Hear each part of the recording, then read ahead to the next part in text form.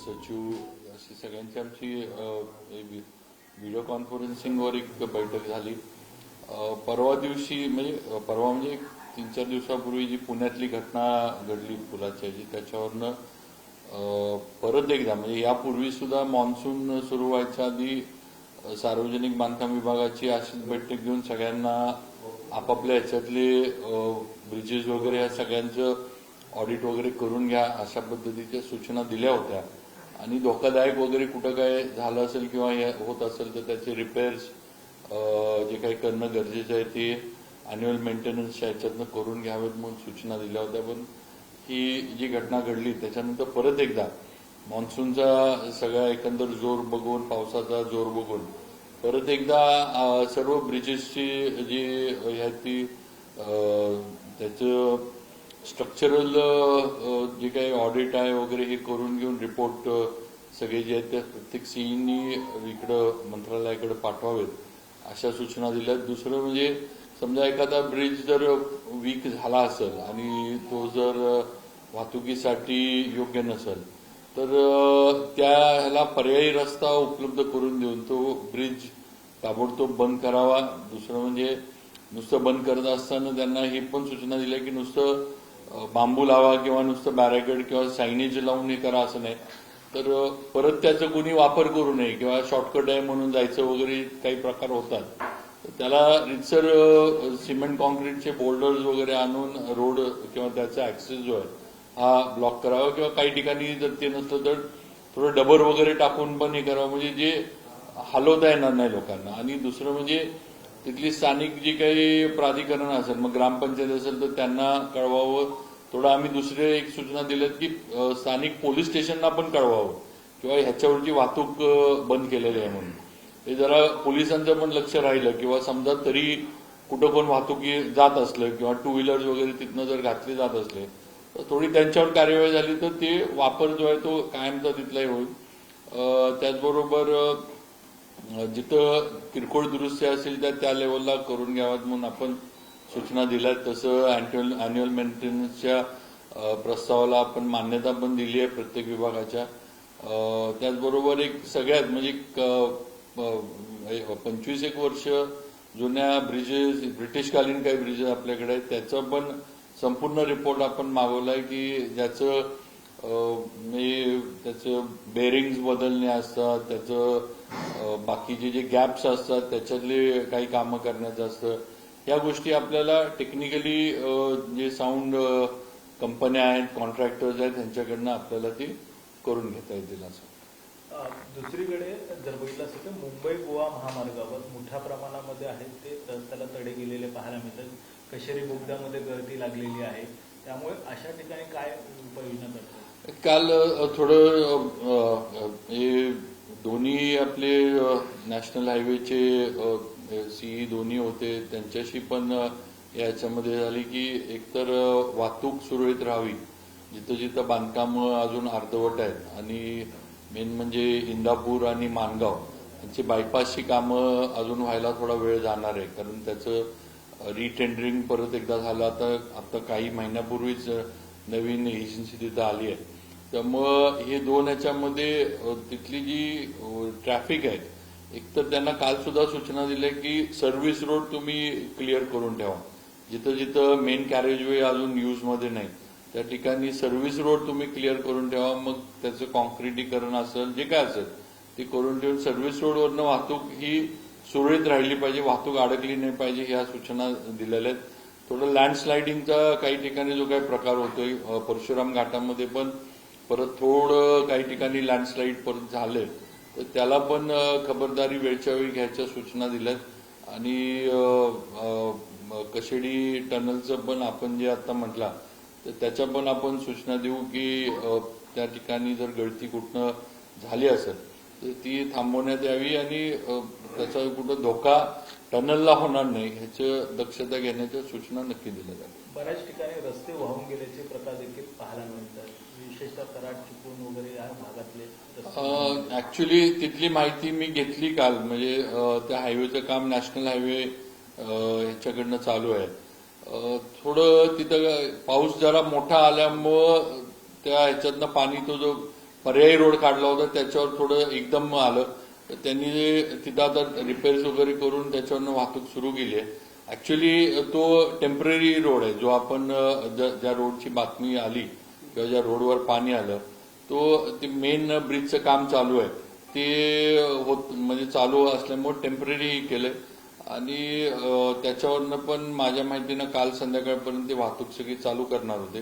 पण शक्यतो हे करण्यापेक्षा मेन जे हायवेज आहेत किंवा मेन जे ब्रिजेस आहेत तेच लवकर कंप्लीट कसे करता येतील, म्हणजे मग हे, कारण पावसाळा अजून नाही म्हटलं तरी 2-3 महिने चालणार. आणि सध्या पावसाचा जर जोर बघितला तर हा पाऊस आपल्याला सांगितल्याप्रमाणे मोठ्या प्रमाणावर आहे असं दिसतंय. आता तर जून जुलै हा तर आपल्याकडं जून जुलै ऑगस्ट ह्या पट्ट्यामध्ये म्हणजे कोकण आणि मला वाटतं पश्चिम महाराष्ट्र आणि सगळीकडं मेन पावसाचा सीझन असतो. ही परत होऊ नये, कारण ही टेम्पररी सगळं जे काय ते पर्याय आपण करतोय. पण मेन जे काही ब्रिजेस आहेत तेच कसे चालू करता येतील ते आपण थोडा प्रयत्न आपला आहे आणि तशा सूचना दिल्या. सर, किती धोकादायक पूल आणि ब्रिजेस आहे याची काही आकडेवारी आली अजून आलेली नाहीये. साधारण पुणे रिजनला म्हणजे एक्झॅक्ट अजून आलेली नाहीये. पुणे सीनकडनं एक हे आली होती की 17 ते 18 ब्रिजेस त्यांच्या इथले धोकादायक आहेत. पण ते थोडं आम्ही त्यांना सांगितलं की बाबा तुम्ही रितसर स्ट्रक्चरल सगळा रिपोर्ट द्या, नुसतंच असं आकडा कळवू नका की एवढे कुठले ब्रिजेस आहेत, त्याचं स्ट्रक्चरल काय प्रॉब्लेम आहे किंवा ते कसे करायचे, सगळं डिटेल आम्हाला द्या की नुसतं मोगम रिपोर्टिंग नको. अशा पद्धतीनं काल सगळ्या सीईंना सांगितलं. सर, कोकणात आपण जर बघितलं असाल तर पावसाचं प्रमाण सर्वाधिक असतं. आता देखील पाऊस पडतोय. मुंबई गोवा महामार्गावर देखील पुन्हा एकदा खड्डे झाले. तुम्ही गणपती देखील काही महिन्यांवर आलेले, या काळात नाही. आता ह्यात काय झालंय, मी आता मग सांगितलं तसं आपण सर्व्हिस रोड क्लिअर करून ठेवा म्हणून परत सूचना दिलेल्या आहेत की जिथं जिथं सर्व्हिस रोड मधनं वाहतूक चालू आहे ती सगळी क्लिअर करून ठेवा म्हणून. मेन कॅरेजवेला कुठं अडचणी आल्या असल्या तर त्या पण एक थोडं संगमेश्वरच्या इथं प्रॉब्लेम आहे. संगमेश्वरच्या इथलं काम थोडं मागं पडलं. म्हणजे ऍक्च्युली एजन्सीमधले 2 एजन्सी असल्यामुळे त्यांच्यामधला तो विषय होता, पण डिपार्टमेंटचं पूर्ण हे चाललं होतं की बाबा ते काम लवकर व्हावं. तर थोडं संगमेश्वरच्या इथलं काम मागं पडले. त्याचं पण आता सध्या तरी थोडं तिथं चिखल वगैरे या गोष्टी ज्या होत होत्या त्या क्लिअर करून ठेवल्यात. पण तिथं थोडा प्रॉब्लेम आहे हे म्हणजे मला पण मान्य आहे. तर त्याचं पण आपण हे करतोय किंवा लोकांना त्रास होऊ नये किंवा वाहतूक तिथं अडकू नये यासाठी त्याचं काय म्हणायचं मुर्मीकरण वगैरे ह्या गोष्टी त्या संबंधित एजन्सीकडनं करायचं काम सुरू आहे आणि आपल्या अधिकाऱ्यांचं पण त्याच्यावर लक्ष आहे. जो पुण्यातला पूल पडला, खरं तर पूल बांधण्यासाठी निधी देखील हे केला होता, तरी देखील त्याचं काम आहे ते सुरू झालं नाही. त्यामुळे यावर जे दोषी आहेत त्यांच्यावर काही नक्की रवींद्र चव्हाण साहेबांनीच या पुलाला, म्हणजे मी जी प्राथमिक माहिती घेतली आहे या विषयाची, ती रवींद्र चव्हाण साहेब मंत्री असताना त्यांनी निधी दिला होता आणि टेंडर वगैरे होऊन काही त्यात दिरंगाई जी झालेली आहे त्याचं पूर्ण आम्ही सगळे जे आहेत ते म्हणजे सगळे त्याचे डिटेल्स, त्याचं जे काही रेकॉर्ड आहे हे सगळं मागवलंय. थोडं मंत्रालयातल्या ह्याच्याकडनं मी पण सूचना दिल्यात की त्याची सगळी स्क्रुटिनी करून अशा पद्धतीनं मुद्दामून, म्हणजे ठीक आहे टेक्निकल काही गोष्टी असल्या त्या तर आपण समजून घेऊ शकू किंवा काही प्रॉब्लेम टेक्निकली होते, डिझाईनचे होते वगैरे हे समजून घेऊ शकतो. पण जर मुद्दामून काय त्याच्यामध्ये असं दिरंगाई झाली असेल, कारण शेवटी 4-5 लोकांचे प्राण गेलेले, म्हणजे हे काही असं काही दुर्लक्ष करण्यासारखा विषय नाही, ही पण वस्तुस्थिती आहे. शेवटी आपण पण आता खरं म्हणजे तो ब्रिज जो होता तो ग्रामविकास विभाग आहे, पण शेवटी आपल्या राज्यातल्या आपली लोक त्याच्यामध्ये दगावलीत राज्यातली, त्यामुळे ती जबाबदारी तर सगळ्यांची येथे आलेली आहे. त्यामुळे नक्की आमची ती स्क्रुटिनी चालू आहे. आम्ही मंत्रालयाने यांच्याकडनं त्या सगळ्याची स्क्रुटिनी करतोय किंवा ह्यात मुद्दामून हे केलं गेलं, म्हणजे दुर्लक्ष केलं गेलं किंवा मुद्दामून का व टेक्निकल त्याच्याप्रमाणे आपण म्हटलं तसं जे दोषी असतील त्यांच्यावर आम्ही कार्यवाही नक्की करू. काही राष्ट्रीय प्रश्न होते. धर्मांतर करणाऱ्यांचा सैराट करा असं आपले भाजपचे आमदार गोपीचंद पडळकर म्हणतात एकंदरीत, कारण जबरदस्तीने धर्मांतर केले जाते आणि जागेवरती ठोकून काढा 1 लाखाचं पारितोषिक देत असंही सांगितलेलं आहे.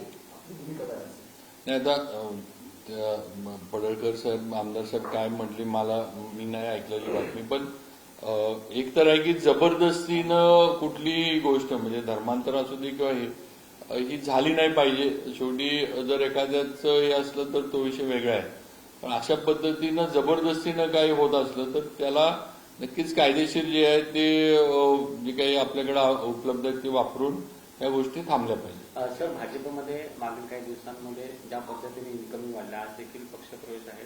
काँग्रेसला आणि महाविकास आघाडीला धक्का देण्याचा प्लॅन भाजपने आखलेला आहे. साहेब, असं काही नाही आहे की म्हणजे शेवटी आज देवेंद्रजींच्या नेतृत्वावर राज्यातल्या सगळ्यांचा फार मोठा विश्वास आहे, हे आपल्याला सगळ्यांना माहीत आहे, दिसतंय आपल्याला. केंद्रात सुद्धा आज मोदीजींचं आता 11 वर्ष पूर्ण झालीत. पंतप्रधानांचं काम सगळं आपण बघितलंय. नुकतंच जे काही ऑपरेशन सिंदूर झालं त्यामध्ये जी देशानं आणि पंतप्रधान म्हणून त्यांनी जी भूमिका घेतली हे आपण बघितलंय. शेवटी पाकिस्तानला गुडघ्यावर येऊन हे सगळं थांबवा, युद्ध जे आहे ते थांबलं पाहिजे हे त्यांना हे करायला लागलं. आज देशात म्हणजे पंतप्रधानांचं काम, प्रतिमा, आज त्याच्यातच आज आपली इकॉनॉमी चौथी झाली. म्हणजे आज आपण मला वाटतं जपानला मागं टाकून जर्मनीला हे करून आपण 5व्यावरनं 4थ्या याच्यावर गेलोय. त्यामुळे नक्कीच लोकांचा विश्वास आहे आणि भाजप हा पक्ष म्हणजे सर्वसामान्यांना केंद्रबिंदू मानून काम करणारा पक्ष आहे. आता ज्या लोकांना काम करायचंय आणि त्यांच्या नेतृत्वावर आता विश्वास राहिला नाही, त्यांनी भाजपमध्ये येऊन चांगलं काम करावं. आम्ही शेवटी पक्ष आम्हाला वाढवायचा आहे, भाजप आम्हाला पक्ष. त्यामुळे शेवटी जे चांगली लोक आहेत जे येतात त्यांना नक्की राज्याचे आमचे कार्याध्यक्ष चव्हाण साहेब असतील, बावनकुळे साहेब असतील किंवा मुख्यमंत्री देवेंद्रजी असतील, यांच्या मार्गदर्शनाखाली आम्ही नक्की त्याप्रमाणे काम करू. काल सुधाकर बडगुजर यांचा प्रवेश झाला, त्यावर संजय राऊतांनी असं म्हटलं की आज यांना सलीम कुत्ता सोबतचा व्यक्ती भाजपमध्ये चालतो, उद्या दाऊद सुद्धा भाजपमध्ये आला तर यांना चालेल. आता विरोधकांचं कसं आहे, आता त्यांच्याकडनं सोडून गेले की परत मग भाजपलाही करायचं. आता ते काय ते कोल्हापूरचे पैलवान, सांगलीचे चंद्रहार पाटील ते शिंदे साहेबांकडे गेले की त्यांना आता ते पैलवान आवडत नाहीत असं झालं. असं नाही ना की तुमच्या बरोबर ते होते त्यावेळेला त्यांना लोकसभेला तर फार हे केलं होतं. असं आहे का, ह्या जे येतात त्यांचा त्या पक्ष नेतृत्वावर विश्वास राहिलेला नाही ही वस्तुस्थिती आहे. त्यामुळं ज्या पक्षामध्ये काम करण्याची संधी आहे आणि जो पक्ष काम करतोय, जे पक्ष नेतृत्व लोकांना राज्यात मान्य आहे, त्या पक्षामध्ये यायचं झालंय. म्हणून भाजपकडं लोकांचं आहे, कारण मुख्यमंत्र्यांचं नेतृत्व म्हणजे ज्याला आपण प्रूवन म्हणू असं नेतृत्व राज्यात आणि देशात आज त्यांचं सगळीकडे एक इमेज झाली आहे आणि काम करणारे नेते आहेत. उगाच आपलं नुसतं घेऊन करायचं किंवा नुसतं गोळा केले म्हणून काय असं नाही, तर काम शेवटी आज मुख्यमंत्र्यांच्या माध्यमातून होतात. आज राज्य आपलं बघतोय पुढं चाललंय त्यांच्या नेतृत्वाखाली महायुतीच्या माध्यमातून. त्यामुळे शेवटी आमच्याकडे इन्कमिंग तर राहणार ही वस्तुस्थिती आहे. एक हिंदी सक्ती संदर्भात विषय होता. मोठ्या प्रमाणात रोष सध्याला पाहायला मिळतो आहे. कुठे शिक्षण तज्ञ असेल किंवा मग मनसे असेल त्यांच्याकडनं देखील जो नाही, मला वाटतं ह्याच्याबद्दल सीएम साहेबांनी भूमिका राज्याची जी आहे ती स्पष्ट केलेली आहे. आता सीएम साहेबांनी भूमिका स्पष्ट केल्यानंतर त्याच्यावर अजून वेगळं बोलणं जरा चुकीचं होईल. आणि शेवटी भाषा तर सगळ्यांना प्रिय आहेत, म्हणजे त्याला काही नाही. पण शेवटी सीएम साहेबांनी पण हिंदी सक्तीचा किंवा जो काही झाला होता त्याच्यावर स्वतः भूमिका किंवा राज्याकडनं भाष्य केलेलं आहे. त्यामुळे त्याच्यावर मुद्दा उपस्थित होतो की राज ठाकरे किंवा उभारण्यासारखे पक्ष जे आहेत ते देखील सुरू करत आहेत की मराठी अस्मिता आहे. मुंबई म्हणजे मुद्दावर हिंदी भाषिकांचं वर्चस्व भाजप आणून पाहत आहे की राजकीय भूमिका आहे मुद्दावरून गेलेली. असं नाही. शेवटी मुंबई काय महाराष्ट्र काय हा मराठी माणसाचाच आहे आणि मराठी माणूस म्हणजे नुसतं आपण काय एका जातीपुरता किंवा नुसतं मराठा म्हणजेच मराठी माणूस असं नाहीये. या राज्यात जी असणारी सगळी राहणारी जी आहे, जी महाराष्ट्राचे नागरिक आहेत ती सगळीच मराठी माणसं आहेत. त्यामुळं असं काय अगदी धरून चाललं, हे जरी हिंदीचा विषय जरी आला तरी मुंबई मराठी माणसाची राहणार नाही किंवा नाही आहे असं होऊ शकत नाही. की मराठी माणसं अख्खं राज्यच मराठी माणसांचं आहे आणि सगळेच आहेत त्यात, म्हणजे काय म्हणतो आपण 18 पगड जाती सगळेच या ह्याच्यामध्ये आहेत. त्यामुळे ह्यात काय या निमित्तानं काय होतंय की विरोधकांचं विशेषतः उबाटाचं आणि मनसेचं असा दावा येतो की भाजप किंवा राज्याचे मुख्यमंत्री हिंदी भाषिकांना कौल अधिक देत आहेत, की सरकार हिंदी भाषिकांकडे झुकतं माप देत आहे. काय असं कुठं हे नाहीये. स्वतः मी म्हटलं जातं मुख्यमंत्री साहेबांनी या सक्तीच्या बद्दलचा म्हणजे घोषणा केली आहे किंवा त्याच्यावर काय निर्णय तो हे केलेला आहे. तेव्हा असं काही नाही. आणि सगळे आपण मराठी म्हणजे भाषा तिथं आपल्या राज्याची आपली भाषा आहे, मातृभाषा आहे, तेव्हा त्याचा अभिमान आम्हाला जसा सगळ्यांनाच आहे. कुणाला त्याचा अभिमान आहे असं नाही, ते कुणी पण त्या गोष्टीला मान्य पण करणार नाही. आणि शेवटी असं जिथं मुख्यमंत्री साहेबांनी भूमिका घेतली आहे त्याच्यावर आपण वेगळं आणि बोलणं. आता विरोधकांना महानगरपालिका वगैरे जवळ यायला लागल्यात, त्यांना त्यातनं वाटत असेल की काही इश्यू राहिले नाहीत, मग हा इश्यू केला तर तेवढंच आपल्याला लोकांमध्ये असं असतं. इलेक्शन यायला लागली की मराठी माणूस आणि हे ते सगळं आपोआप विषय जागे होतात. त्यामुळे ठीक आहे, आता काय हे राजकारणाचा भाग आहे सगळा. पण शेवटी आम्हाला एक तर विश्वास आहे की देवेंद्रजींच्या नेतृत्वाखाली महाराष्ट्र आणि महाराष्ट्रातला मराठी माणूस हा ताटमानेनंच काम करणार राहणार, एवढं आम्हाला नक्की.